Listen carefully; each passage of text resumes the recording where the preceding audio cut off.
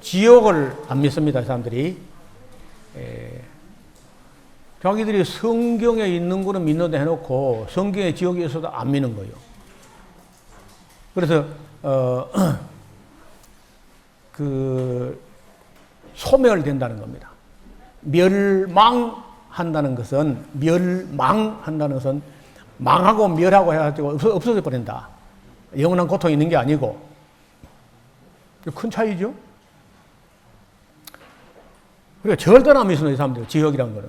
어떻게 그 자비로운 하나님이 사람을 영원히 그렇게 애매이고 고통스럽게 하나님 모독하는 거다, 이제 이렇게 하면서 그 멸망이라는 것은 소멸되거나 수면 상태에 영원히 잠들어 버리고 의식이 없어져 버리는 것이지, 그리고 고통하지 않는다는 거예요. 그래서 내가 구더기도 죽지 않고 사람으로 불로서 소금치듯함을 받는다. 영원히 고통을 받는다고 되어 있는데 그거 왜 안 믿느냐? 대답은 못하면서도 안 돼요. 그래서 이단들하고 이렇게 뭐 요즘은 제가 안 싸웁니다만은 요즘 뭐 거짓 방언하고 싸우느라고 이단들하고 싸울 시간이 없는데 전에는 정말 많이 싸우고 그 논쟁을 하면서 내가 공부를 하더라고 보니까. 그러니까 이단하고 맞닥뜨려지니까 내가 공부를 안 할 수 없게 돼요. 그래서 제일 이 사람들하고 이제 그 대화 안 되는 게 안식일 문제하고 2300주야 문제하고 뭐 음식은 뭐 오히려 나나 그 사람들이랑 성경대로 하니까 괜찮아요. 그건 옳은데 지옥을 절대 안 믿는 거 이런 거는 우리 용납이 안 되는 거죠. 그런 정도 차이가 있습니다. 자, 그 다음에 우리 안식교에게서 몰몬교에서 유대교에서 이제 배울 게 뭐냐면은 그 음식 문제인데 칼빈이 칼빈 이전에 중세 시대는 뭐 로마 가톨릭은 뭐든지 성경대로 안 하는 사람들이 그건 뭐 제쳐놓고 적어도 루터 칼빈 같으면은 성경을 제대로 볼 때 그 좋은 것 율법이 선한 것이고 의로운 것이고 신령한 것이라면은 거기서 가르치는 바 좋은 거는 우리가 즐겁게 본받아야 되거든요. 예를 들어서 유대인들에게는 아무것도 모르는 사람들의 생짜배기를 붙잡아가지고 그렇게 안식일 시켜라 하고 안 지킨 사람이 있죠. 있다가 그 한 사람 맞아 죽은 거 있죠. 성경에 안식일에 나무하다가 돌로 쳤죠. 근데 그게 내가 볼 때는 그게 처음이고 마지막 같아요. 그 외에 다른 사람을 또 안식일 안 지키는가 보다 때려 죽였다는 얘기는 없습니다. 그래서 이와 같이 하여 너희 중에 악을 제할지니라. 일벌을 100개로 엄하게 다스리라. 이제 이렇게 그 훈련을 해가는 거죠. 그래서 훈련하는데 그 목적은 뭐냐면요. 주인 된 사람이 노예들이나 심지어 육축이라도 수모를 돌릴 수 있게 해라. 안식일의 목적은 그겁니다. 안식일이 하나님을 위한 것도 아니고 사람이 또 안식일을 위한 게 아니라 안식일은 노동자라든지 힘들게 육체적으로 일하는 사람이 숨 돌릴 수 있게 힘을 주라는 거거든요. 근데 지금쯤은 엿새이라고 하루 쉬는 게 문제가 아니라 더 많이 쉬려고 그래. 그렇죠? 닷새이라고 하루 쉬려고 그래. 닷새로 하루가 이틀 쉬려고 그래요. 지금 이게 뭐 고정돼 보니까 안식교는 살판 났죠? 안식교 주장이 맞아버렸잖아요, 지금요. 아예 그냥 토요일 일 안 한 걸로 돼버렸으니까. 그럼 우리가 신약에 우리가 주의를 지키라는 말이 있냐면 없습니다. 그래서 사도들이 지도를 그리 한 거거든요. 그러면 사도들이 지도한 것대로 하는 것은 왜 하느냐? 성경의 주의를 지키라 해서 하는 것이 아니라 사도들이 뭘 결정할 때 사도행전 보면요. 성령과 우리는 하고 하나님이 뭘 하라 해서 수동적으로 하는 게 아니라 성령과 우리는 하면서 신약시대에 우리가 주의를 지키는 우리가 감사하고 우리가 즐거워서 그날을 자원하는 마음으로 지키는 그런 마음이에요. 그 주의를 지키는 것은 구약시대 안식일법하고 다릅니다. 안식일은 하나님께서 이렇게 해라 해서 수동적으로 하는 것이고, 이 신약시대에 우리가 주일에 예배 드리는 것은 성령과 우리가, 교회가 하나님께 감사하면서 감격하면서 우리가 결정하는 거예요. 이 차이가 난다고. 지금 인터넷 공간에 보면요, 11조 끝났다, 11조 하는 거는 막이다, 막 별별 영상이 있습니다. 또 목사들이요, 구약은 다 무시하고 율법은 다 무시하면서요, 11조도 땡불같이 받아 먹으려고 그래. 또 목사들이 또 말하는 거 보면 그렇죠. 그거 잘못된 거요. 우리가 지금 하는 거는, 우리가 11조 드리는 거는 율법 때문에 드리는 거 아닙니다. 율법은 하나의 모델이고 참고하는 방법이고, 우리가 11조 드리는 것은 우리 입으로 약속해서 드리는 거예요. 언제? 세례 받을 때. 교단이 그렇게 정했고, 그 교단이 세례 받을 때 세례 교인의 의무사항으로 교단이 정한 겁니다. 오늘 신약시대 우리 장로교단 같은 경우에 교단에서 예배 모범과 성도의 의무, 세례교인의 의무를 정할 때 소득의 11조를 드리고 주일 성수하고 공예배에 빠지지 않고 7일에 복종하기로 그렇게 우리가 서약을 했기 때문에 드리는 것이지, 율법은 그게 참고사항이야. 하나의 그 벤치마킹을 하는 것이지 그 율법대로 하는 건 아닙니다. 맞습니까? 입장 곤란합니까? 저도 제가 11조라는 거 할 때 어렴풋이 구약에 뭐 그런 게 있단 말을 들었고, 제가 11조 하는 것은 세례 받을 때 그 약속을 했어요. 제가요, 11조 하기로.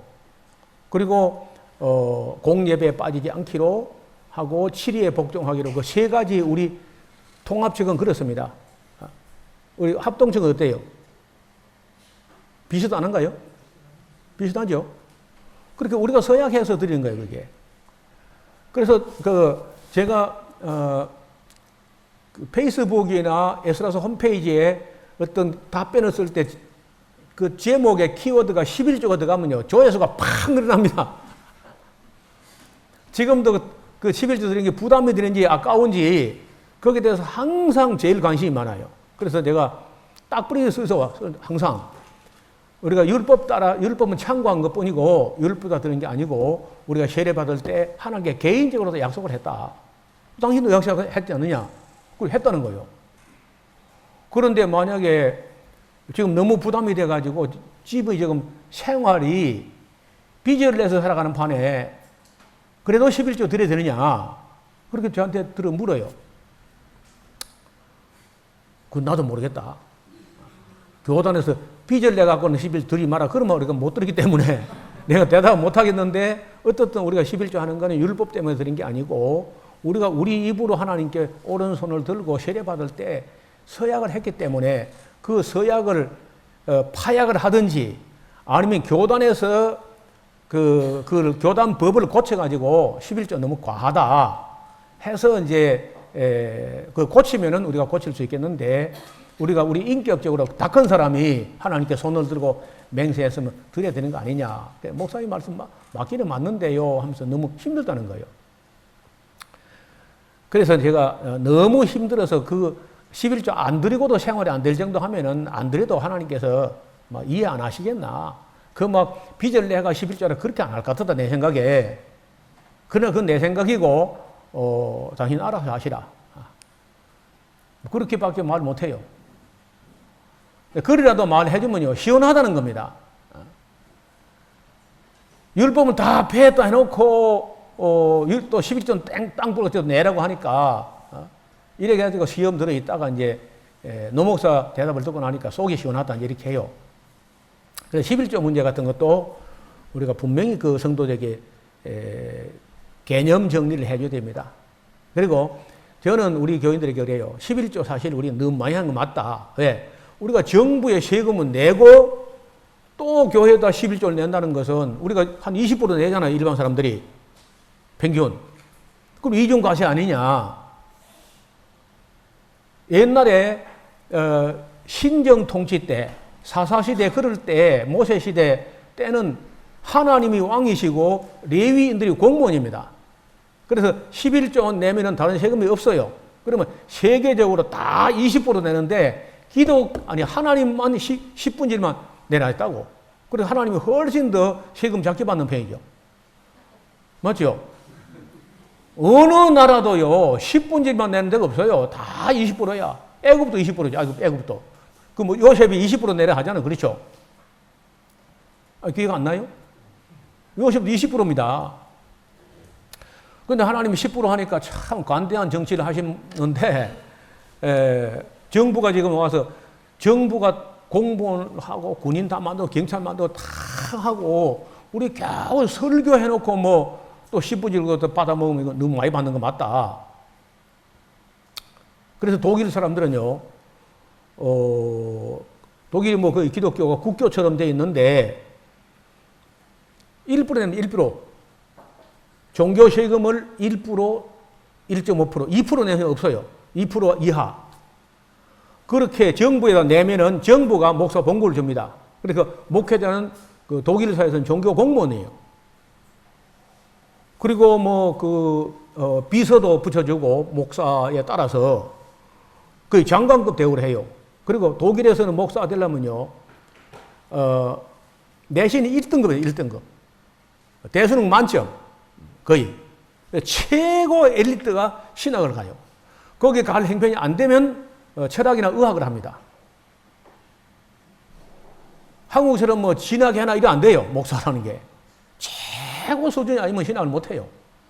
그 대신 그런 사람에게, 페이먼트를 정부가 하고 국민들은 1%만 내도 충분하다는 거예요. 그래서 우리가 그럼, 한국교회가 1% 하면 되느냐? 우리는 국교가 아니니까 그건 어려울 것 같아요.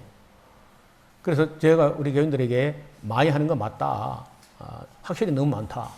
그러나 우리가 하는 것은 세례받을 서약을 했고 또 우리가 신약 시대에 그리스도인의 맑은 정신, 제대로 된 신앙 같으면요, 10분지 1만 주는 게 아니야. 10분지 10이 다 주니까 맞죠? 또 입장 곤란합니까? 예수님이 우리 피로 사셨다고요. 맞아요? 그 사슴 누구예요? 머리끝부터 발까지 10분지 10이 다 예수님 거 맞죠? 그리고 우리가 10분지 1 드린 게 많은 게 아니고 우리가 다 예수님 건데 다 예수님이 가져갔더니 예수님께서 10분지 1만 제가 90%를 주더라. 이리 생각 많이 주는 거예요. 그렇죠? 생각 안 해봤어요? 10분지 10을 다 예수님이 가져갔더니 10분지 1만 선교나 이런 그 다른 직업 없이 주의 일에 전념하는 운전기사부터 해가지고 사무원 모든 그런 그 교회 일에 전념하는 사람들을 위해서 10분지 1을 떼어 나머지 90%를 우리 쓰라고 주시더라. 이렇게 생각해야 돼요. 맞습니까? 또 입장 곤란합니까? 왜 자꾸 입장이 곤란하지 이렇게? 나는 그림이 있습니다.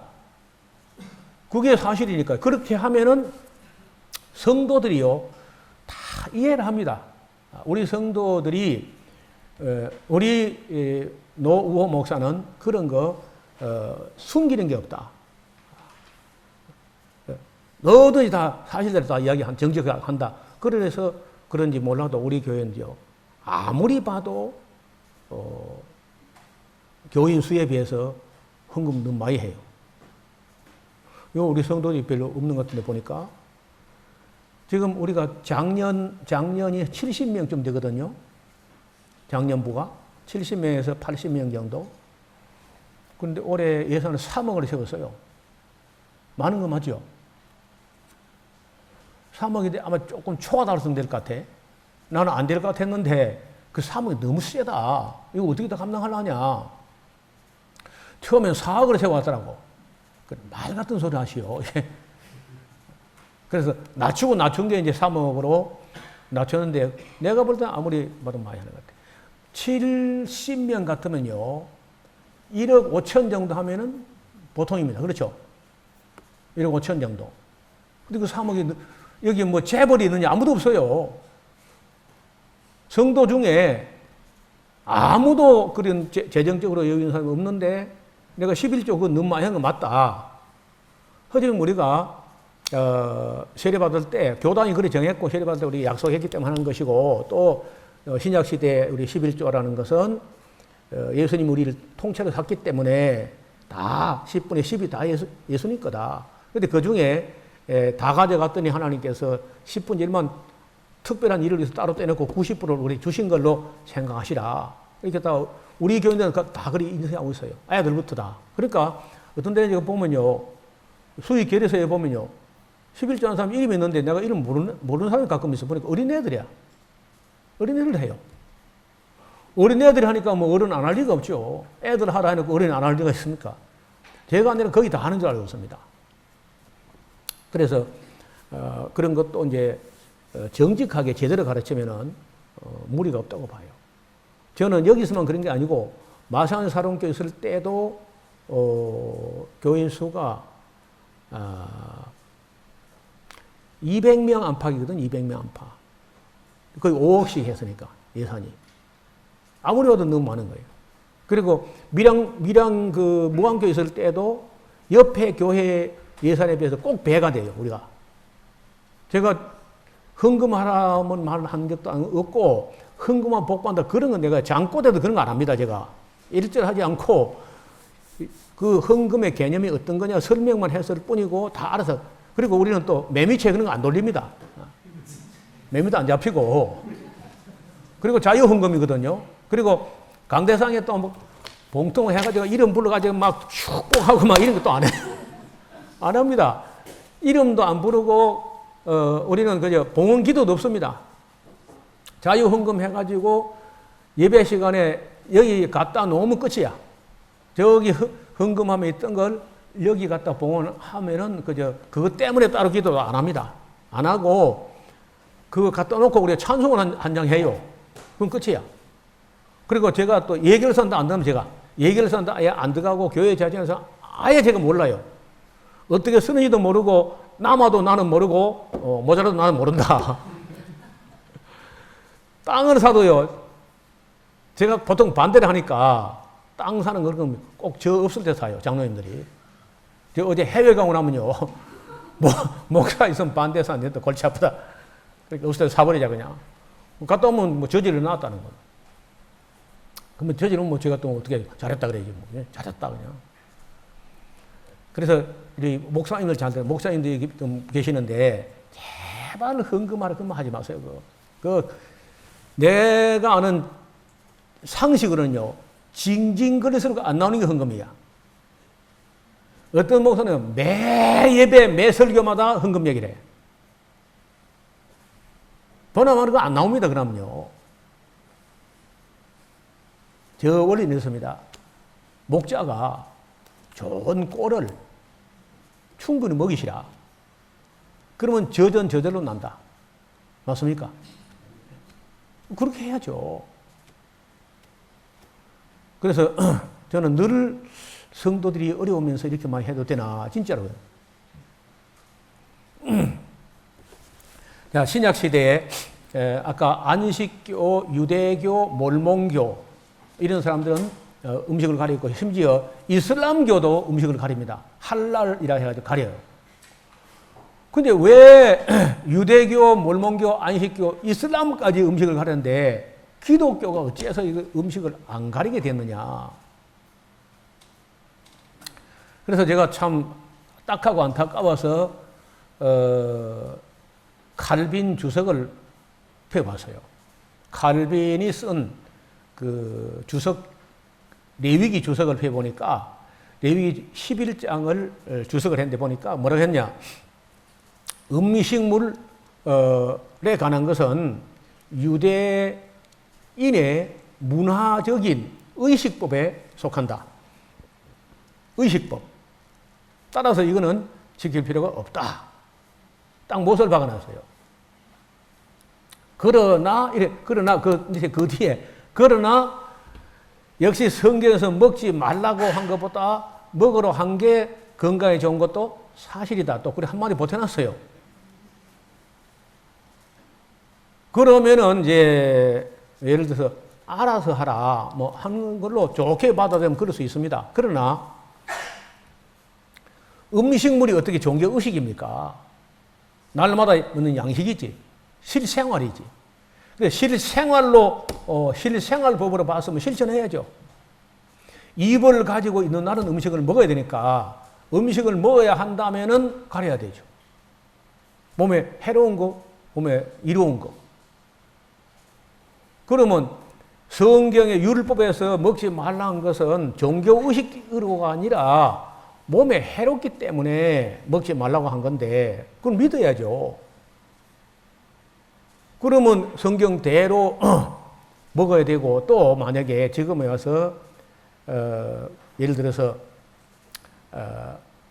이 천민 자본주의 같은 이 자본주의가 돈을 목적으로 온갖 첨가물을 막 섞어가지고 화학물질을 오래 보존할 수 있도록 대량 생산, 대량 가공, 대량 보관, 대량 유통하기에 좋게 방부제를 막 써가면서 이렇게 했다면은 이런 시대라면은 레위기 시대 그런 음식이 없을 때보다도 지금 더 가리게 교회가 지도해야 맞는 거죠. 또 오염된 시대에 음식물을 생산하면요. 레위기 시대는 오염 안 된 시대 아닙니까? 오염 안 된 시대.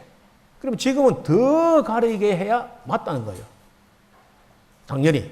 이것이 하나님 앞에 양들을 영과 혼과 몸을 함께 전인적으로 돌아보는 그런 목회 자세가 아니냐. 저는 그리 봐요. 그렇다고 뭐 제가 돼지고기 먹었다가 지옥 가는 그런 말 아닙니다. 저도 뭐 옛날에 먹었거든요. 그런데 그 연구를 꽤 20년 이상을 했어요. 이 음식에 대해서. 밀양 갔을 때부터 시작해가지고 지금까지 밀양에 간 게 지금 1996년도 갔으니까 22년째 지금 음식을 연구하는데 그 밀양에 가서 왜 연구하게 됐냐면요.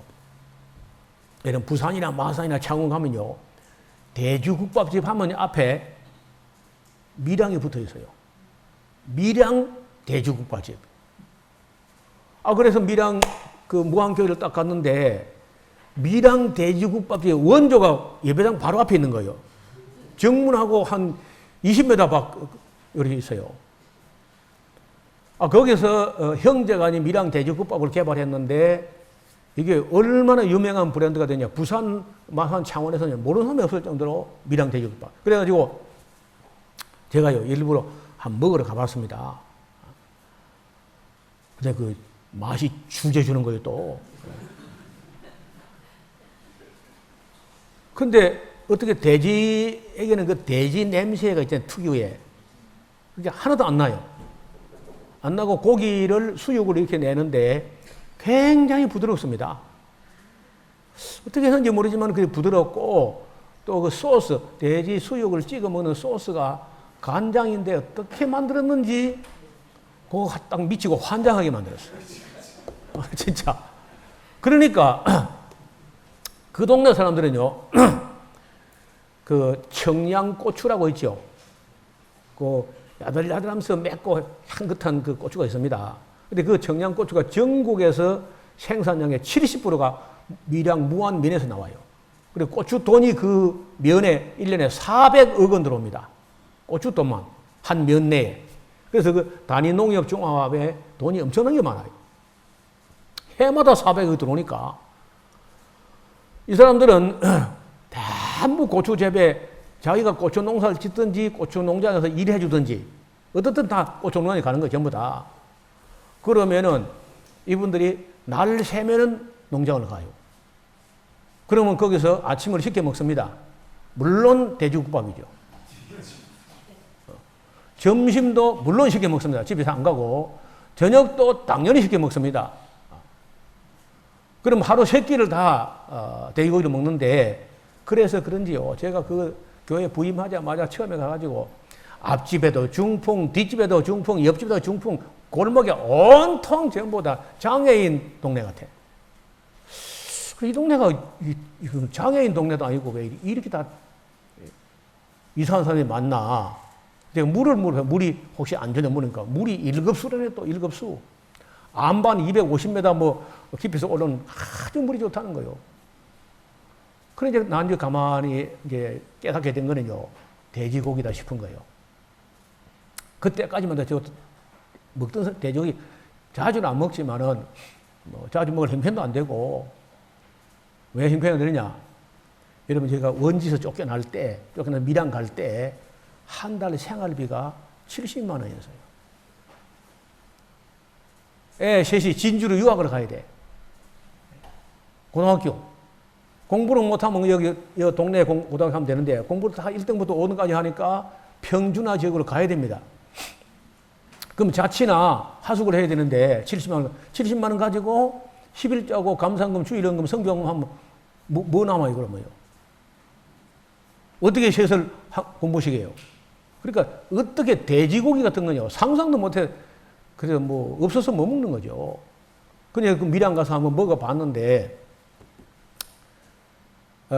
내가 아무리 봐도 돼지고기다 싶어요. 그 동네 장애인들이 많은 게 중풍이 전부 다, 뇌졸중이 전부 다. 그래서 제가 교회에 선포를 했습니다. 그 정육점 금종령. 어느 날 설교가 성경에 돼지고기 먹지 말라는 걸 가지고, 본문을 가지고 설교 제목에 정육점 금종령을 내렸어요.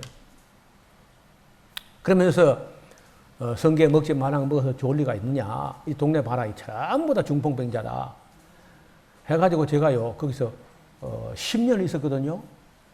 10년 동안에 성도들이 돼지고기 먹고 싶어서 막 숨이 넘어갔을 것 같은 내 생각에.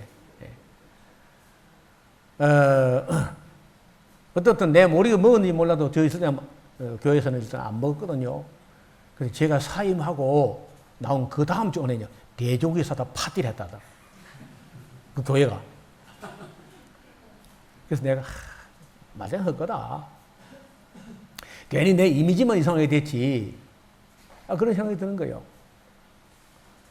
그런데 그 뒤에 이제 마산 와가지고는 역시 뭐 똑같이 고기, 쇠고기도 뭐 허연 그 기름 있는 거 안 되고, 돼지고기 안 되고, 미국 쇠고기 안 되고, 뭐 음식 강의를 또 되게 땅볼하게 했는데, 그 마산 샤론 교회는 몇몇 사람이 고기를 먹는 거는 사실이나 대부분 안 먹습니다. 진짜.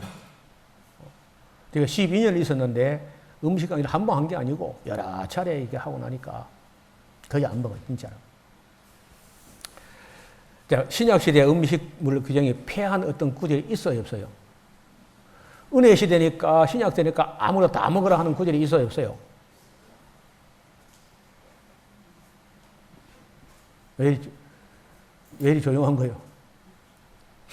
일본의 오사카의 어떤 치과 의사가 이분이 참 신앙이 신실한 분인데, 자기가 창세기부터 계시까지를 한참 다 넘겨봤대요. 신약시대, 은혜시대니까 아무거나 다 먹어도 된다 하는 구절이 있는가 싶어서 보니까 없더라는 거예요. 그래서 책을 썼어요. 성서적 식양법, 식품영양학법이라는 책을 써서 한국어로 번역이 되었습니다. 이 성서적 식양법이라는 책을 읽어본 사람이 한성수 박사예요. 황성수. 그 책 보고 그 의사가 완전히 변화돼 가지고 지금도 그런 센터를 하고 있잖아요. 사람들을 완전히 음식으로 치료하는 그런 황성수 클리닉이라고. 저도 이제 그 책을 갖고 있는데 참 책을 그것이 일본인답게 썼어요. 일본인이요 참 꼼꼼합니다. 그리고 일본인들이 쓴 책이라고 뭐 다 믿을 수 있는 건 아니지만요, 대체로 일본 사람이면서 크리스찬인 경우는요 참 진실해요. 책을 허풍 이런 게 없고 정말 진솔하게 책을 써요. 그래서 제가 천재는 주변에서 만들어진다 그 책을 쓸 때도 그 어른의 책을 지금 살았으면 한 100살쯤 될 겁니다. 돌아가셨는 것 같은데 상당히 참고가 되었습니다. 그래서 저도 이제 창세기부터 계시록까지를 뭐 하시는 대로 여러 번 강의도 하고 여러 번 읽고 설교도 했는데, 신약 시대니까 은혜 시대니까 아무나 다 먹어도 된다. 그런 말은 없습니다. 그 칼빈이 이제 해석을 하고 그 종교 의식법으로 인식했던 것 자체가 참 유감스러운 일이고요. 그래서 저는 지금은 레위기에서 먹어도 괜찮다 하는 것도 먹으면 안 된다고 봅니다. 쇠고기 지금 시중에 나온 거 먹을 수 있는 게 없어요. 그게 아이오와 주에서 생산되는 GMO 옥수수를 가지고 키웁니다. 전부 다. 그리고 어제도 텍사스에 있는 자매가 한 분이 우리 교회 예배 참여하고 인사하고 그렇게 가셨는데, 텍사스에 가면은 쇠고기 벨트, 쇠고기를 생산하는 어마어마한 목장이 있는데, 아시는데 텍사스는요 풀이 안 납니다. 너무 더워서. 그럼 뭘 기르냐? 전부 옥수수가 기릅니다. 그 GM 옥수수. 그런데 한 우리, 마구간 정도가 있고 한 우리 안에 적은 우리가 8만 마리 정도고 많게는 24만 마리 이렇게 길러요, 소를. 그러면 제일 힘든 게 뭐냐? 소 똥오줌. 소 똥오줌, 이 소 배설물이 엄청나게, 오줌도 엄청나게 내놓거든요. 똥도 엄청나게 싸고, 그거를 치우지를 못해요. 그거 치우는 것보다 얼마 그냥 간나갔다 차라리 그냥 철저히 옮기는 게 낫습니다. 이런 식으로 그 똥물과 똥이 이렇게 소 다리가 전부 다 잠길 때까지 차올라와요. 소 똥하고 오줌이 함께. 그럼 거기서 그 소의 구제역이라고 입하고 발에 병이 생기는 거, 그 구제역이라 그걸 안 생기게 하려면은 사료에다가 고단위 항생제를 투여해야 돼. 그리고 또 빨리 커야 20개월 안에 충분히 커서 체중이 나가야 되고 병이 안 걸려야 돼. 그래 20개월 안에 빨리 커줘야 사료 적게 먹고 돈 벌어주니까, 또 병 걸리기 전에 출하니까. 그러니까 어떻든 빨리 커야 되니까 당연히 성장 호르몬을 대량으로 투여합니다. 보통 2년 반 내지 3년을 커야 될 소를 20개월 안에 다 키워가지고 출하해버려요. 그러면 성장 호르몬 쳤죠. 항생제 투여했지요. GMO 옥수수 가지고 기르지요. 그리고 옥수수 가지고 기르게 되면은 쇠고기의 지방산 구조가 오메가3 대 오메가6가 1대1이 제일 좋은 비율인데 1대4까지가 허용체예요. 근데 이 옥수수를 길러버리면 오메가3는 없고 오메가6만 1대60 내지 1대120까지 올라갑니다. 그 오메가6 지방산이 머리에 가득 차게 되면요, 신경 전달이 안 돼가지고 머리가 안 돌아가요. 공부가 안 되는 거예요. 그게 옥수수의 습격이라는 SBS가 만든 동영상에 나옵니다. 그래서 이번에 집에 가시거든 옥수수의 습격이라는 동영상을 에스라스 홈페이지에도 있을 것이고, 내가 볼 때 아니면 다운받아서 반드시 봐요. 보고 다음 학기까지 리포트를 내도록. 옥수수의 습격. 그래서 절대로 미국산 쇠고기, 또 한국 쇠고기도요 거의 같습니다. 왜냐? 한국에 사료가 안 나옵니다. 한국에서는 소를 대량으로 기를 수 있는 사료가 나오지 않습니다. 전부 미국 옥수수 수입해다가 내나 갈아서 먹이는 거예요. 그 유명한 그 사료회사 카길이라고 해서 카길. 그 유대인 회사인데 무시무시한 회사입니다. 그들이 다 사료회사를 잡고 있어요. 경주에 가면은 그 경주중앙교회에 나가신 장로님인데 지금은 외국인 선교하는 교회로, 작은 교회, 개척교회로 옮겼어요. 그 박 장로님이신데 이분도 소를 한 500마리 이렇게 먹이던 분이에요. 그래서 사료의 세계를 잘 아시더라고. 나보다 훨씬 더 잘 알아요. 그래서 제가 경주 갔을 때 이분이요, 저를 꼭 경주에 한번 초대한다는 거라. 그 어떻게 해가지고 이제 저 강의를 들었다는데, 자기 교회에 와서 꼭 그 성경 강좌를 해달라 해서 성경 강좌를 하고 이제 식사를 하는데 쇠고기 안 드신 줄 알지만 그래도 제가 이 경주에서 참 맛있게 한 데가 있으니까 목사님 모시고 갈 테니 오늘 사양하지 마시고 조금 드십시오 해가지고 제가 정말 맛있게 하더라고 보니까요. 그런데 이분도 얼마 전에요, 가슴이 쥐어 뜯는 것 같아가지고 이제 병원에 가가지고 스텐트를 해가지고 이제 이 관상동맥 해가지고 뚫었습니다. 그러니까 뭐 돈이 있고 여유가 있는 사람들이니까 쇠고기 맛있게 하는 것을 자꾸 먹는 거죠. 근데 그 기름 속에 포화지방산이 나쁜 거는 말할 것도 없고 불포화지방산도 오메가6는 몸에 해롭습니다. 지금쯤은 제가 볼 때 좀 조심하지 않겠나 싶어요. 한번 이렇게 큰 동맥이 3개가 있잖아요. 심장에 이렇게. 그 중에 1개가 맥힌데 얼마 있다 또 맥힙니다. 또 1개. 그러니까 지금 뭐 시중에 나오는 쇠고기 먹을 수 있는 건 별로 없습니다. 만약 꼭 먹으려면은 호주산이나 뉴질랜드산 비교적 괜찮다고 봐요. 우리 저거도 가끔 그 먹어보는데 굉장히 질깁니다. 맛이 없는 거는 기본이고 질겨요. 아주 이빨이 막 튕겨 그냥. 근데 이제 좋아하는 사람들은 그래야 씹는 맛이 나더래 또. 우리 장로님 한 분이 그 호주 뉴질랜드산 쇠고기를 수입해서 식품업체 뭐 학교인데 납품하고 하기 때문에 가끔 잔치 있을 때 조금 가져와서 우리가 나눠 먹고 하는데 일반 시중 거는요 어지간하면 안 사 먹습니다. 젊어서는 모르는데 나이가 50쯤 되면요 거의 대가를 지불합니다. 심장 관상동맥이 맥힌다고요. 미국 사람들은 뭐 거의 뭐 30%가 맥히는 사람, 미국은 30% 이상이 심장병으로 죽습니다. 쇠고기 때문에. 그래서 절대 신약 시대라고 해서 음식을 아무거나 먹어도 괜찮다. 물론 그 먹어도 저주받거나 아니면 지옥 가거나 그렇지는 않습니다. 그러나 건강에 해로운 건 사실이야. 왜? 그때 아브라함과 이삭과 야곱 시대의 쇠고기하고 모세 시대의 쇠고기가 지금과 전혀 다릅니다. 그래서 자본주의 시대에 악한 그 쇠고기 업자들이 돈을 목적으로 생산했다 할 때는요 믿을 수 있는 게 없는 거예요. 그래서 가려서 먹는 게 좋겠고 또 가능하면 우리 기독교인들 병이 안 걸려야 되고 또 기독교인 중에 특히 목회자는 병이 안 걸려야 돼.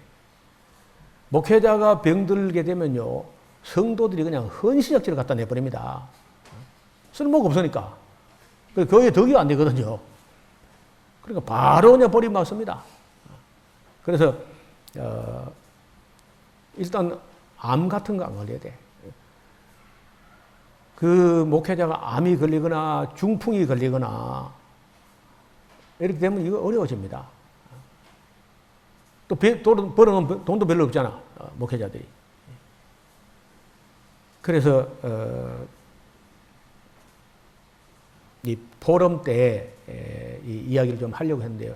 그것도 고기도 문제지만요. 채소도 문제예요. 채소도 이 화학 비료 가지고 만든 채소 이건 진짜 문제입니다. 그걸 김치를 담으면 더 문제가 됩니다. 또 화학 비료 가지고 쓴 비료를 통해가지고 생산된 배추, 무를 가지고 김치를 담으면요, 그 더 악한 물질이 돼요. 또 시금치 여러분 뭐 그래도 대부분 시금치를 별로 안 좋아하죠. 별로 뭐 그게 매력이 없어가지고 안 좋아해요. 그래도 이 따끔씩 먹어도 시금치를 삶아버리면 이게 진짜 문제가 돼요. 시금치를 먹으려면 반드시 생으로 먹어야 됩니다. 자, 물어봐요. 시금치 집에서 생으로 먹는 사람 손 들어봐요. 기가 막히네요. 딱 한 명도 없네요, 진짜. 예, 한 명. 2명. 시금치 삶아 먹었다는 얘기죠, 그렇죠? 데치거나 삶은 건 똑같아, 그냥. 데치거나 매치거나 뭐.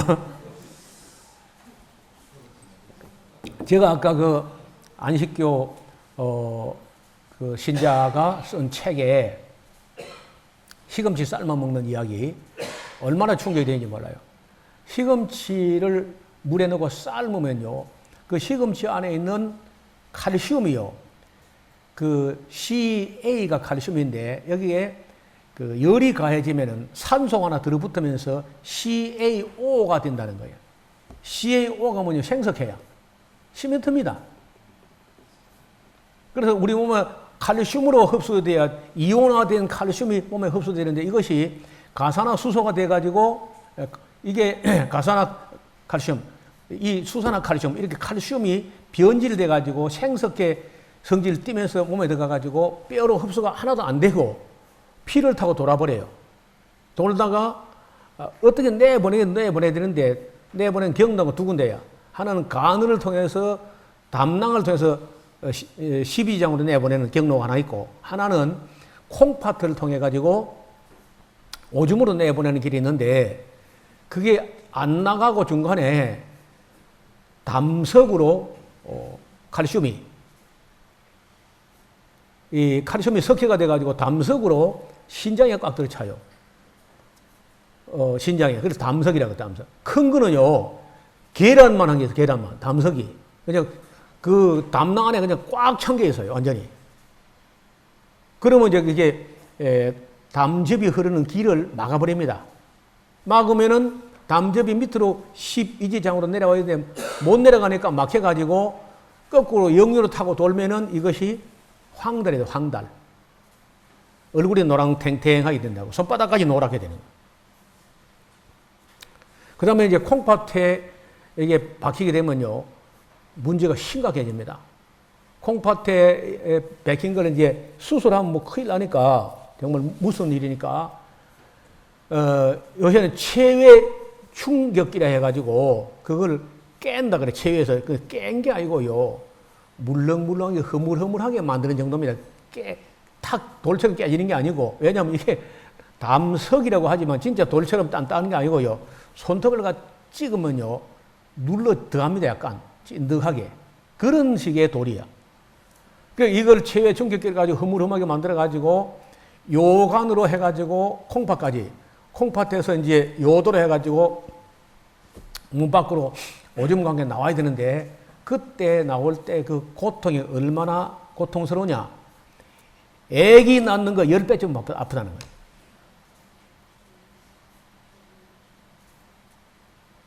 그래서 절대로 시금치나 산나물이나 삶아서 먹지 않는 걸로 어떻든 전 세계에서 초록색 이파리만 보면 못 살게 만드는 사람이 한국 사람이에요. 초록색 이파리 보면 무조건 삶고 찢고 볶고 삭히고 썩히고 해가지고 막 새파란 게 안 보일 때까지 해가지고 몸에 해로울 때까지 해가지고 먹는 게 한국 사람들이에요. 이것 때문에 우리 몸이 피가 더러워지고 이게 모세혈관도 다 막아서 얼굴에 검버섯 피게 만들고 치매 오게 만들고 그래서 초록색 그 풋성기를 삶아서 먹는 유일한 민족이 한국 사람들인데 그 병들이 너무 많다. 이게 이제 이 양반의 지론이고 그 강의가 이제 그렇습니다. 이문현이라는 그런 그 회장이 강의를 하는데 이문현 이름 적어놨다가 이문현 건강 뭐 이렇게 해가지고 키워드해가지고 유튜브 찾으면요 한 달 내도록 볼 게 있습니다. 한 달쯤에 볼 유튜브가 있다. 그 사람 강의한 내용들이 전국을 돌면서 강의를 해가지고 심지어 일반 교회에서도 초청을 해가지고 이분 강의를 시키고 해요. 근데 참 강의를 재밌게 하고 또 알아들을만 하게 합니다. 그래서 저도 이제 그 거금을 주고 그 사람이 개발한 녹즙기를 샀어요. 사가지고 제가 녹즙을 하루에 요새는 한 2-3잔 그리고 레몬즙 한두 잔 그렇게 쭉 계속 먹습니다. 먹는데 밥 생각이 별로 안 나고 나는 막 밥 없으면 안 될 것이고 된장 없으면 안 될 것이고 김치 없으면 안 될 거다 하는 거예요. 전혀 생각이 안 나요. 그래 모처럼 밥을 이렇게 한 숟가락 먹어보면서 김치를 입에 넣으니까요 썩었다 싶더라고. 감각이 딱 썩었다는 생각이에요. 된장을 떠서 입에 넣는데요 왜 썩었냐 하나도 다르게 안 느껴져요. 샐러드에다가, 그 샐러드가 주식이고 견과류가 양념이에요. 이걸 갈아가지고 걸쭉하게 해서 이 샐러드 위에 얹고 그 위에다가 그 발사믹 식초를 한 두세 방울 떨어뜨려 가지고 이렇게 버무려 가지고 숟가락에 떠먹는데요. 입에 탁 들어가서 깨물면요.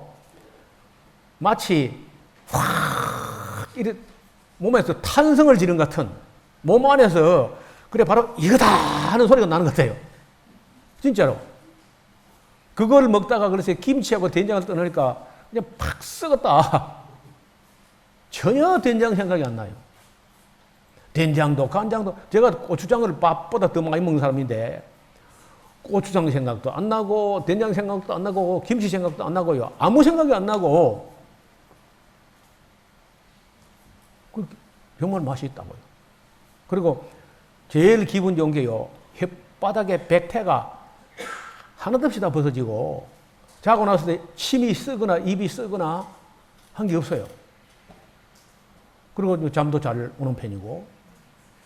그래서 이제 다음 주나 그 다음 주쯤에 제가 그 병원에 가서 혈액 검사를 한번 해볼 참이에요. 왜냐하면 얼마 전에 그 채식 시작하면서 혈액 검사하는 거 있거든, 데이터가. 그래서 생각이 아마 많이 좋아졌지 않겠나, 기분이. 그래서 음식을 가리는 정도가 아니고 율법 정도가 아니고 저는요 에덴 동산 원리로 돌아가는 겁니다. 완전히 식물성으로 에덴 동산에서는 그 고기 같은 거는 아예 허락을 안 했고 씨 맺는 열매 맺는 채소, 열매 가진 채소, 그리고 과일, 곡식도 안 들어있어 거기는요. 곡식은 무슨 농사를 지어가지고 타작을 막 하고 익히고 이게 해야 되는데 곡식도 없고 그냥 채소 과일인 거야. 그래서 지금 현재 저의 식사는 채소 과일입니다. 그리고 이제 뿌리로 당근 양파를 더하는 편이죠. 당근 양파 도마도 뭐 이렇게 하는데 여러분 그 서양 영화, 서부 영화 옛날 미국 사회를 그린 영화를 보면은 식탁에 사람이 앉잖아요. 앉으면 전부 접시 하나만 갖고 있죠. 접시 하나. 그러면은 이따만한 그릇에 뭘 담아와가지고 그 돼지죽 주는 것처럼 그 국자 같은 걸 가지고 한 국자 떡 터가지고 이렇게 턱 놔주죠. 모든 식사의 기본이 그거야. 그걸 우리가 한국 사람들이 익숙하지 않은 건데 스튜라고 그래요. 스튜. 들어보셨어요? 요리를 아는 사람은 아는 거고 남자는 잘 몰라요. 근데 그게 보니까 기본 식사인 거예요. 그게 기본. 거기다가 이제 뭐 맛있게 하려면은 쇠고기를 조금 양념처럼 넣으면은 맛이 납니다. 저는 쇠고기 안 넣어도 뭐 맛이 있는데 쇠고기 넣어봤거든 한번. 넣어도 되고 뭐 닭고기를 또 하얀 살고기 또 뭐 넣으면 될 것 같아요. 맛이 나죠. 아니면 뭐 생선도 비늘있고 좋은 것 같으면은 그 스튜에 넣어서 먹을 수 있겠다 싶어요. 뭐든지 뭐 다 넣을 수 있어요. 그러니까 그거 조그마한 그러니까 뭘까. 공기보다는 조금 크고요. 공기보다는 조금 큰데 제가, 그 뭐 70% 정도 채워서 먹는데 그 따뜻하게 해 먹거든요. 그걸 한 번 하면은 이따만 냄비 하나 해놔요. 그건 둘이 먹으면요. 이틀쯤 먹어도 돼요. 한 6개 정도. 그러니까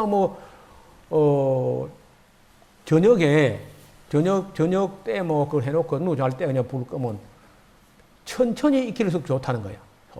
이렇게 그 스튜를 한 국자 정도 이렇게 먹고 나머지는 샐러드 끝이야. 제일 여러분 집에서 빨리 갖다 내면 이렇게 프라이 팬. 기름 튀김 있잖아요. 기름 튀기는 거. 기름 붙이는 거. 있는 데다 갖다 주다가 없애버려. 엿사 먹든지. 아니, 엿 먹으면 또 안 되지. 제일 나쁜 음식을, 우리 건강을 해치는 거, 그 프라이 팬입니다. 떼그렁하지 않도록 기름 튀기는 거. 일본 사람들하고 미국 사람들이 튀김을 너무 많이 먹어요. 범사에. 한국 사람도 튀김을 좋아하는데 그 튀기지 않도록. 그냥 생걸로. 우리는 뭐 그 스튜 하나만 끓이면 되니까 사실은 뭐 가스비도 적게 나가고 뭐 밥을 안 하니까 샐러드만 먹으니까 편하기도 하고. 샐러드를 집사람이요 이만한 그 글래스 락 안에다가 뭐 한 이틀 사흘 분에 이렇게 썰어 놓습니다. 그러면 그게 다야. 그래서 음식 이야기를 조금만 여기 그 보탤 게 있어가지고 자주 안 오시는 분들 때문에 최근에 만든 걸 조금 더 보여드리겠습니다. 말씀드린 영상인데 시금치를 이대로 먹어야 돼요.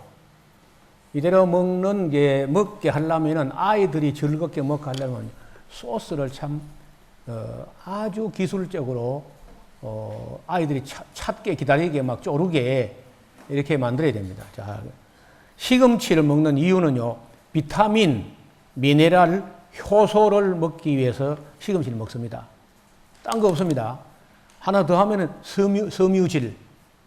그런데 삶아버리면요, 비타민 다 죽어버리고, 미네랄은 몸에 해로운 미네랄 돼버리고, 불활성 미네랄, 효소는 다 죽어버립니다. 효소는 43도 넘어가면 죽어버려요. 45도 넘어가면 다 죽습니다. 그래서 이렇게 시금치 나무를 묻혀버리면요, 아무 쓸모없는 게 몸에 해롭게 돼버려요. 이 간에 가서 이 시금치 안에 있는 칼슘이 시멘트가 돼서 박힌다고요. 그리고 이게 돌이 되고요. 이게 요로 결석이라고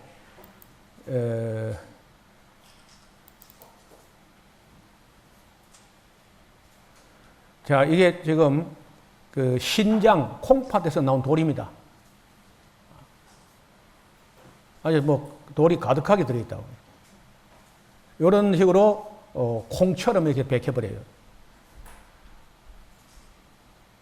이렇게 하면은 뭐 신부전증이요, 세계에서 한국이 제일 많을 겁니다. 그래서 혈액 투석을 하는 사람들이요 굉장히 많아요. 저 주변에도 늘 있어 왔어, 이런 사람들이. 혈액 투석. 멀쩡한 사람이 혈액 투석을 해요. 나중에 안 되면 신장을 떼내고 신장을 뭐 이식을 하거나. 지금 우리 교회도 신장 이식한 분이 하나 있고, 제가 마산에서도 신장 이식을 한 분도 했습니다. 기술이 좋아서 이식을 할 수 있는데, 남편 걸 떼주고 막 아내 걸 떼주고 이제 둘이 그렇게 했는데, 한 분은 아내가 떼줬고 한 분은 남편이 떼줘가지고 두 가정이 신장 이식을 했는데 둘 분 다 회복이 됐어요, 건강이. 완전 한 주간에 2번씩 가서 인공신장이라는 기계에 피를 다 걸러가지고 새로 집어넣는, 한 번 더 갔다 오면 5시간 걸립니다. 그러니까 뭐 거의 일을 못해요. 그런 혈액 투석을 한 주간에 2번씩은 해야 되니까 일을 못하죠. 그리고 힘을 못 써요, 사람이요. 그래서 콩팥이 망가지는데, 하나님께서요, 아치간하면 콩팥이 안 망가지게 그것도 2개씩 만들어서요. 2개씩이나. 하나 떼줘도 괜찮을 만큼이나. 그런데 한국 사람은 너무 시금치를 많이 삶아 먹고 초록색을 다 삶아 먹는 바람에 그 푸성기 안에 있던 모든 칼슘이 생석회가 돼가지고 그 콩팥 안에 망가지게 하는 거예요. 그래서 이제 이 콩팥 안에라든지 간에 박혀 있는, 그리고 혈관 속에 붙어 있는 이런 칼슘을 어떻게 녹여내느냐. 그 녹여내는 그 유일한 물질이 레몬이야, 레몬.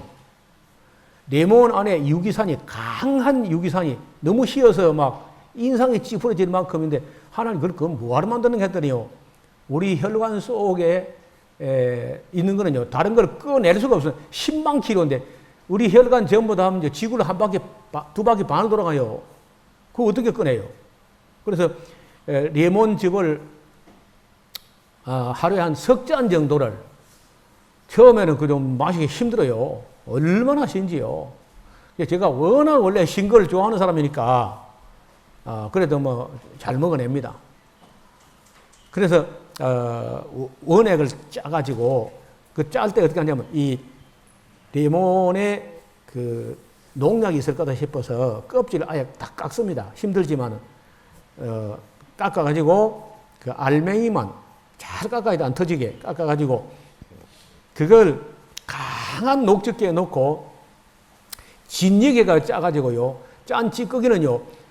솜처럼 뽀송뽀송할 정도로 골이 짜집니다. 그게 이제 아까 그 이문현이라는 사람이 기계공학을 전공한 사람인데 자기가 설계해가지고 만들어서 그 녹즙기를. 그래서 당근즙을 짜보니까 일반 녹즙기하고 이 사람이 만든 엔젤 녹즙기하고 똑같이 당근 1kg를 넣어 짜면요. 여기서는 3컵이 나오고 일반 녹즙 2컵밖에 안 나와요. 얼마나 야무지게 짜는지 정말 그 찌꺼기가 뽀송뽀송하게 짜집니다. 이걸 가지고 하루에 한 3컵 정도 이렇게 마셨더니 제가 제일 처음 본 게 이제 이 혓바닥의 백태가 완전히 벗어진다는 거예요. 그래서 제가 잘은 모르지만은 몸 안에 큰 변화가 있지 않느냐. 그래서 원래 이걸 그 3주간 하고 말려고 했어요. 해보니까 너무 기분이 좋아가지고 한 달을 했죠. 한 달 했더니요. 확실히 좋아진다 싶으니까 지금 2달째 하고 있는데 그냥 이대로 가는 거다 그냥.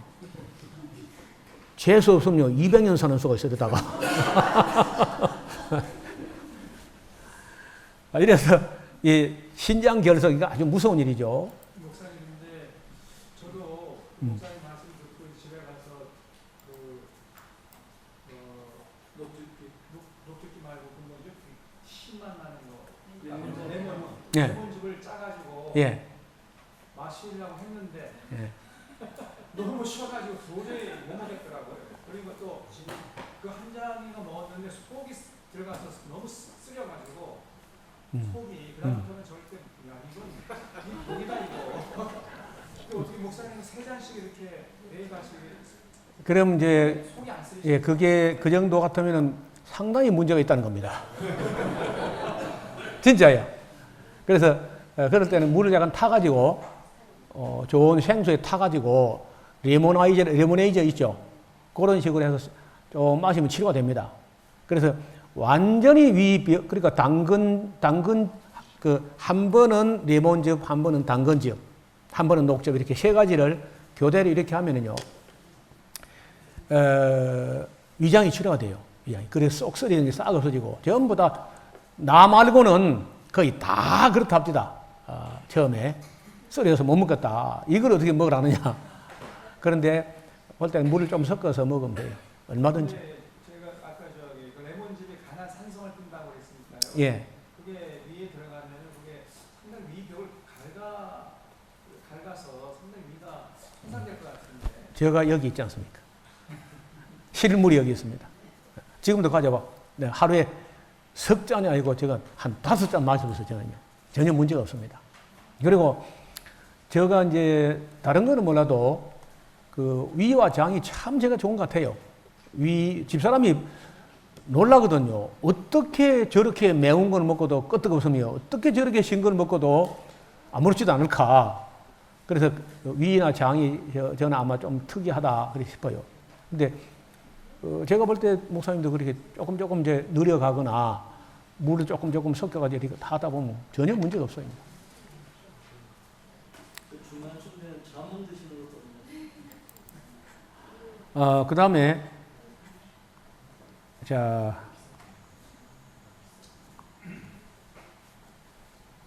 죄송합니다. 네.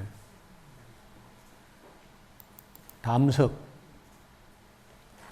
자, 이거 썰기 안에 봐요. 썰기 안에 돌이 한 주먹씩 들어있어요. 이게 다 한국 사람 신장입니다. 외국서는 이런 일이 잘 없는데 샐러드를 먹으면 뼈가 튼튼해지는데 뼈로 안 가고 전부 다 이 신장이나 담낭 속에 돌멩이가 생기니까 이게 나는요 한국 사람이 이것만 해결해도 건강이 많이 좋아질 수 있다. 담낭 좋아지고 신장 좋아지고 혈액 깨끗해지면은 그러니까 먹은 거는 할 수 없으니까 레몬 가지고 우리가 녹여내고 다음부터는 이제 삶아서는 안 먹는 걸 해야 돼요.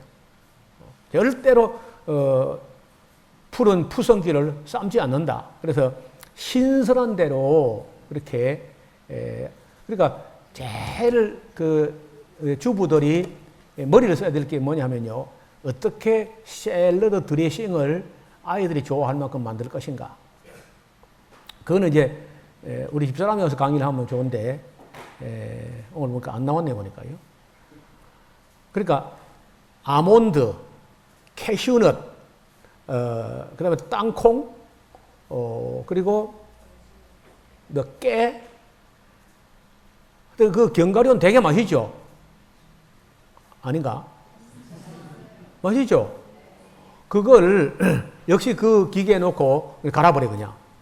그거 놓고 그냥 믹서기에 확 가면 영양분이 깨지니까 열 받으면 열 안 받게 지 띄기는 식으로 그 녹즙기에 놓고 갈으면 됩니다. 그냥 그 빠져나오거든 바로요. 그래서 거기다가 뭐 잣, 해바라기씨, 호박씨, 하여튼 뭐 견과류는 견과류 가지고 다 사다 놓고 가능하면 볶은 거 말고 센 거 파는 데가 있습니다. 그 센 걸 해가지고 걸쭉하게 만들어요.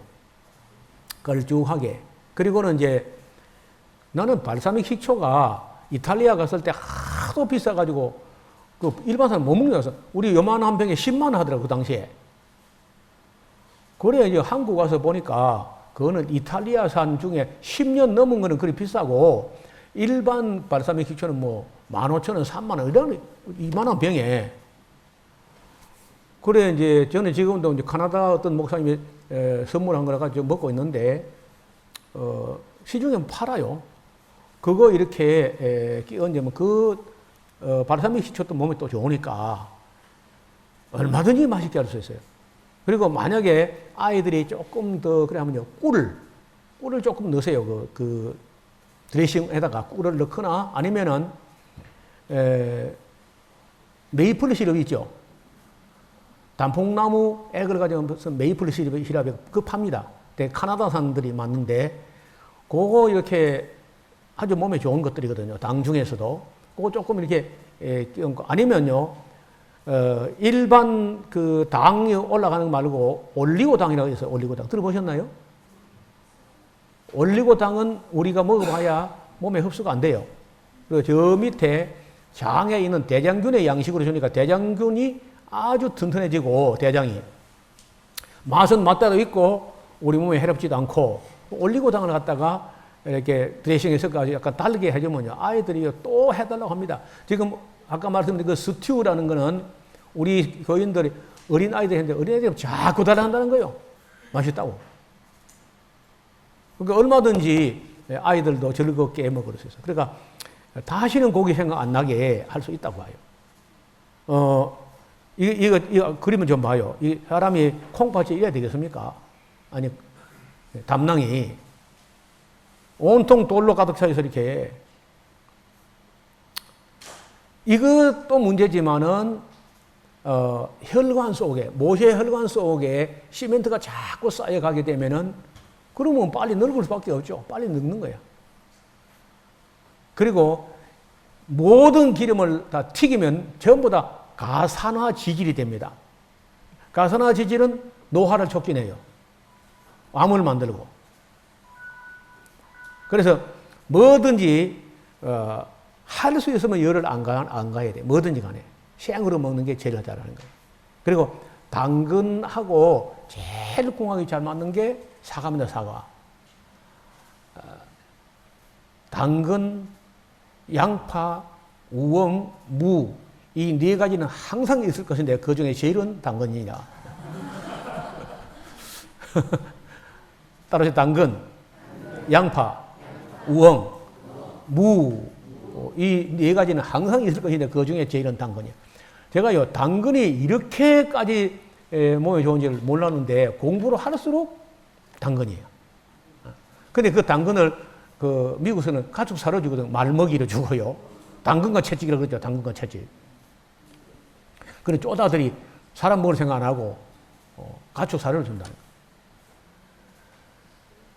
근데 당근은 이제 이렇게 익힐수록 그러니까 너무 센 불에 하지 말고 서서히 익힐수록 흡수가 더 잘 된다. 그리고 당근, 도마도, 양파, 고구마, 감자 이런 걸 넣고 그 물을 따로 안 보고 그 자체로 서서히 익히면 물이 나와요.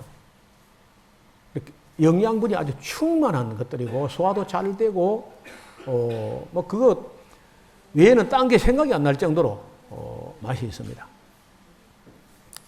자, 제발하고 우리 샤론의 가족들만큼이라도 담석증이라든지 신장 결석, 요로 결석 이런 거 안 생기고 또 피가 맑아 가지고 아무 염려 없이 이런 문제 가지고 약이나 병원에 안 갔으면 좋겠고 또 피부가 좋아야 돼. 그리고 그 석회 근염이라고 50견이라면 그런 거 있죠. 그런 사람도 어깨 쪽에 이렇게 보면요. 전부 시멘트가 들어있다는 겁니다. 근육 속에. 어떻게 해가지고 이렇게 하다 보면 펌프질 해가지고 그쪽으로 밀리는가 봐요. 그래서 그것도 뭐 전부 석회 때문에 그런 거니까 세상에 아무 나라도 없는 한국 사람만 50견이 있다는 거예요.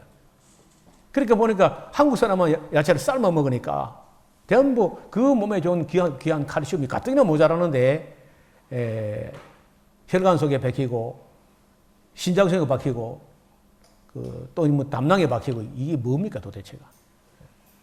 그래서 제가 얼마나 제가 산나물을 좋아하는데 이제 산나물 맛있는 거 먹기는 틀렸어요. 그리고 이제 내년 봄이 이제 오면은 내년 봄 되면은 온갖 푸른 게 다 새싹이 올라오잖아요. 그러면 새싹 올라오는 것마다 독초 말고는요, 제가 다 뜯어올 거야.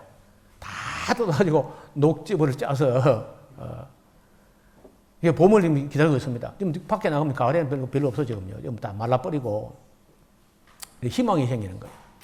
그리고 저뿐 아니라 우리 성도들도 거의 가정마다 녹즙을 다 샀습니다. 거의 150만 원 정도 하는데 그걸 다 샀는 모양이에요. 어떤 사람은 또 잽싸게 인터넷에서 중고 엔젤 녹즙기 더 가니까 우리는 150만 주고 샀는데 60만 원짜리 있더랍니다. 덜컹 또 낚아챘어 또. 그 엔젤 녹즙기 보면요. 진짜 잘 만들었어요. 세계에서 명품이라는 거예요.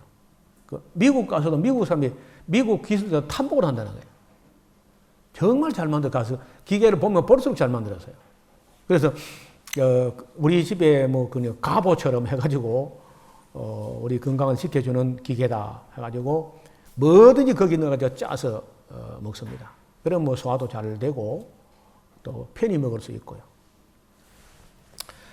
제가 이 그림을 보고 얼마나 놀랐는지 이 좀 봐요. 한 바가지죠. 이게 쓸개 안에 돌이 이리 들어있으니 어떻게 되겠어요? 그런데 하나님이 참 우리 몸을 얼마나 잘 만드는지 이래 될 때까지 안 죽었으니까 수술한 거 아니에요. 죽어버렸으면 수술 안 했죠. 그런데 여태까지 제가 70평생 살면서 푸른 야채를 삶으면 안 된다는 말을 70세가 돼서 이제 알았어, 젠장. 내가 7살에 알아서 어찌 되겠어요? 아마 200살 살 것 같아요. 너무 아무것도 모르고. 그래서 저는 지금도 언제나 내가 아는 게 다가 아니다.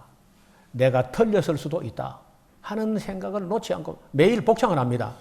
내가 아는 게 다가 아닐 수 있다. 내가 틀릴 수도 있다. 보니까 이런 거 제가 몰랐거든요. 그래서 우리 목회자들부터 정말 어떻게 하면은 푸른 야채를 맛있게 먹을 수 있는가. 제가 지금 뭐 이렇게 인원이 많으면 좀 어렵고 우리 여기 목사들 아니면 여기 에스라우스 강사들만 한번 모여가지고 그 야채 파티 샐러드 바를 만들어가지고 우리 집사람으로 하여금 솜씨 발휘해가지고 맛있게 먹어봐야 맛을 봐야 맛을 알죠. 맛을 보고 맛을 아는 샘표 간장. 정말 그 맛있어요. 얼마든지 저는 옛날에 뭐 산나물 좋아했는데 그보다 더 산나물은 그리 신선한 맛은 안 나는데 야채는 신선한 맛이 납니다. 종이 울렸죠? 네. 밥을 먹으라는 소리 같아요. 근데 밥이 어떤 맛 나올지 걱정스럽네요. 또 나물을 삶아 놓은 거 아닌가 지금 걱정해요. 하나님 감사합니다. 그동안에 창조 원리도 잘 모르고 또 율법도 무시하고 우리 기독교가 잡식동물처럼 아무거나 먹었는데 피도 더러워지고 건강도 망가지고 병도 많고 암도 많고 인재도 안 나오고